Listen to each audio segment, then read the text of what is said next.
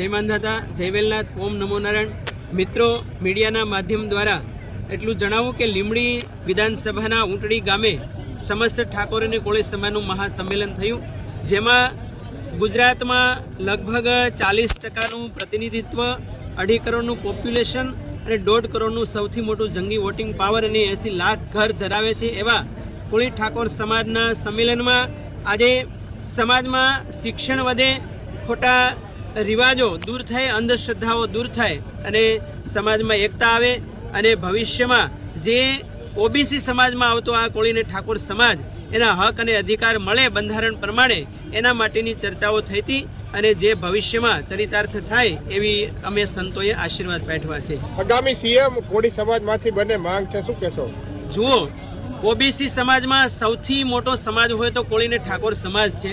જ્યારે માધવસિંહ સોલંકી સાહેબ સીએમ બન્યા પછી કોળી કે ઠાકોર સમાજમાં કોઈ સીએમ નથી બન્યા, તો આ સમાજ આવડું મોટું વોટિંગ કરે છે તો વર્ષોથી આ માંગ સમાજના આગેવાનોની, અમારે બાબુ દાદા ભાલિયા અને જે યુવા કોળી ટીમ છે અને પરસોત્તમભાઈ માલકિયા સાહેબ, બધા સંતોની પણ ઈચ્છા છે કે આ સમાજનો સીએમ બનવો જોઈએ, એટલે એ પણ અપેક્ષા રહેશે। જી, ખાસ કરીને લીંબડી વિધાનસભામાં અન્યાય થાય છે એવું કીધું, શું કહો?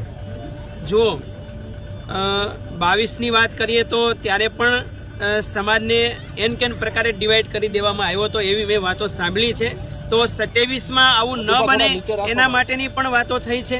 તો આ વિસ્તારમાં લીંબડી વિધાનસભામાં તમે જુઓ તો 2,79,000 મતદાતાઓમાંથી 1,40,000 જેટલા મતદાતાઓ માત્ર કોળી ઠાકોર સમાજના છે।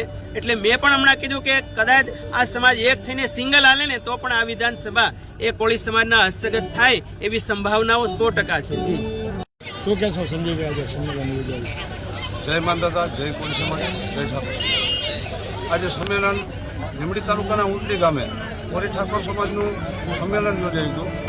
એનો માત્ર એક જ ઉદ્દેશ છે કે કોળી ઠાકોર સમાજની એકતા રહે અને જે કોળી ઠાકોર સમાજને તેના હક નથી મળતા તેના માટે આ સંમેલન યોજાયું હતું।